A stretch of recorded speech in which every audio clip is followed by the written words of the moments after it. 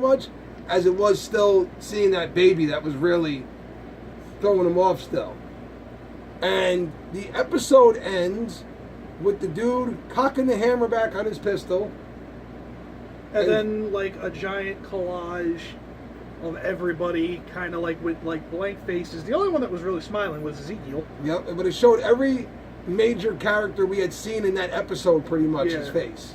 What I honestly thought was happening, because I started seeing everyone's face, and I saw like this like movement behind them, like they were like in one place moving at the same time, and I could have swore, because then that brought me to back what Morales said. I've already called in the Saviors, they're coming. I could have swore up until I saw Ezekiel that all of them were captured by the Saviors, and that it was going to end with you seeing them separately, and then like you're going to see like a camera shot of all of them in like the back of a fucking wagon or something. The look on Daryl's face was curious, because it looked like Daryl was hiding. Yeah. Now it could have been that Daryl was hiding behind the door right there, listening to what was going on. Who the hell knows? And then also Daryl got a flashback to the past tonight too, with Negan. When he stumbled upon that room. He found another prison room, basically, that Negan uses with dog food and a sandwich in it. And yeah, you could see Daryl's face for that one. He wasn't appreciating the flashback moment. But that's the way the episode ended, with Rick being held at gunpoint. Everybody's going to say, oh, another cliffhanger. Ah! Shut the fuck up. It wasn't a cliffhanger. We all know Rick's not going to fucking die. Come on. So then... Yeah, might I say that was a horrible cliffhanger. You got the main antagonist here. He's not going to die. Not yet, at least. Not yet. He could die, theoretically. But it's not going to happen right now. But it's too, because if you kill him off... Everybody's still waiting to see him and Negan fight. So nobody's going to want to... Exactly. This is what is building up. Listen... WrestleMania headline right here: Negan versus Rick. Get kill off Rick early. No main event. Tickets aren't sold. It's done. I want Negan versus Rick, and I want Simon versus Daryl. That's what I want. That's gonna be a good one. I want to see Daryl beat him to death with a crossbow. I want to see Trevor from Grand Theft Auto 5 get killed by Daryl. That's what I want to see. God damn it. But overall, I am gonna say that the start of the war, I'm gonna give it a solid A for a start right now. Yeah. Because this episode that just happened was literally an hour of non-stop action. From the second the show started till the very end of it, non-stop action. I mean, we saw, I don't even know how many fucking Saviors died tonight. And we saw a lot of, the good guys die tonight. And I guess good guys is subjective right now as to which side you're on. I'm not kind of a heavy Negan fan here, so having a hard time with this one, to be honest with you. But it's a great start to the war, and we're just getting started. And there's still a lot of questions to be answered. Is the baby alive? Where the fuck did Morales come from? How's old Lucille getting along with Father Gabriel right now? Predictions for future episodes. Is Eric alive? Is he dead? We don't know. We don't know. I have a theory on Ezekiel and Negan. Okay. To my opinion, that situation goes one of two ways. The first way is it's the beginning of an episode and Negan finishes his sentence and bashes Gabriel's brains in. Gabriel doesn't make it 10 minutes into the episode. End of Gabriel. The other way I see this going is where Negan almost uses Gabriel as a confession piece. Yeah. Because they're kind of trapped in there. It's not like he can get out right now. So he'd basically be doing the same thing that he did for Eugene. And he kind of just blurts it all out and tells Gabriel why he is the way he is. And that's how we get our Negan backstory, kind of. Yeah. How they would explain how Negan got to where he is. And then Gabriel still dies. Yeah.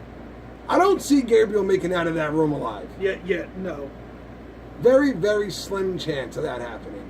I really hope he's got his shit in pants on. Like I said, I'm giving him a 10% survival chance, really. That's about it. I am also predicting that when Negan actually does bash his brains in, he does let out a wet shit. It's Predicting it. It's going to be ugly. It's going to be bad. But I am as pumped as can be right now. I think the all-out war segment of this is going to last at least the first half of the season. It's got to. And, you know, if you've been watching the previews and stuff like that, there's already a preview out that says the Whisperers are coming, which if you read the comics, you know that's another badass group that Kirkman's come up. Robert Kirkman's a fucking genius. Yep. I met the man. He's kind of a dick, but he's a genius. Okay? So this is another group. I don't follow the comics. So this is another group that is post threat to Alexandria and everybody else. Oh, they're a very real threat. They So- are. So who have we gone through so far? Threat-wise? In like Through the whole Walking Dead? through the, like group war, group fight wise. in Okay. The Walking Dead. Legitimate threats. We'll categorize governor. it as that. The governor. Their first, I guess, semi-legitimate threat was Herschel's farm with the looters, Yeah. as Herschel would call them. But they weren't, I mean, they were a threat, but they weren't like a level 5, break out the bazookas, Yeah. way to go, Daryl, kind of threat. Their first real legitimate threat was the governor. He was the first organized badass that they came across. That motherfucker was great. After the governor, it was the governor again, as he made his return with a tank. Which just goes to show you, you don't leave guys like the governor alive. Then Come on, the man had a fucking Walker heads and fish tanks. Sat back and said, "I wonder what's on TV today." and his daughter in Walker form on a leash. Yeah. Yeah, let's keep that guy alive. Way to go. After the governor, the whole saga ended, it was then the hunters, who weren't a threat to the whole group, just to Rick, Daryl, Michonne, and Carl. You don't like Carl, do you? No, it's the way Rick says it. Everybody makes fun of it. That was, of course, you know, Hunter Joe, who Rick bit his fucking neck out. Ended that threat real quick. After them, it would have been the cannibals from Terminus. They were next. Yeah, you're right. And then it was them again when they hunted the group back down inside of Gabriel's church. Then when they first got to Alexandria, the first threat there would have been the wolves. They were the first threat that they dealt with. Then they had, you know, their little internal problems and stuff like that. And then it's Negan now. So they've run across their share of badasses left in the world. Now the Which- Whisperers are coming. To me, The Walking Dead is supposed to show you one thing, in my opinion. And that is, the zombies are a fucking side note. The zombies are just a reason, if you will. When mankind gets put in a situation like this, where it's kill or be killed, survival of the fittest, money doesn't matter now, it's can you survive, can you kill if you need to, that people will react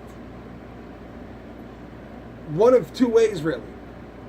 They're either going to look at it as a time where we all need to come together and work together and try to fix things, which is kind of what the Alexandrians were doing.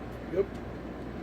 Or they're going to look at it the way Negan looks at it, and that is, I'm a badass with a big fucking bat that's wrapped in barbed wire, and I don't have to go out and scavenge to survive, because you're scared of me, and I'm going to take what you have, because I'm bigger and badder than you are.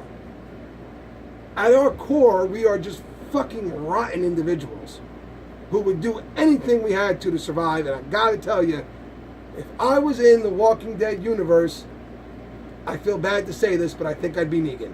I do. Yeah. I think I'd be bashing people's brains in to get my point across and having them survive for me. So I'm going to give this an an A for a start. I'm looking forward to next week. They came in strong with the season so far. For 2 episodes in, they really fucking hammered it out of the park. I'm gonna put this up on our YouTube page and stuff, and you guys let me know if it gets enough views and stuff. We'll make this. I'll make this an every Sunday thing. So,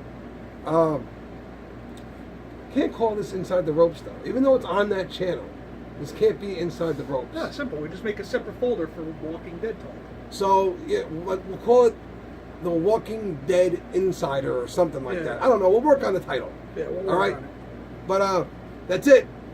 Go out, go back. It's about to start again. Watch it again. Trust me. You watch it more than once, you wind up picking up on shit you didn't even see the first time. Exactly. Until next time, have a good night, and fuck you, Charlie Zelenoff.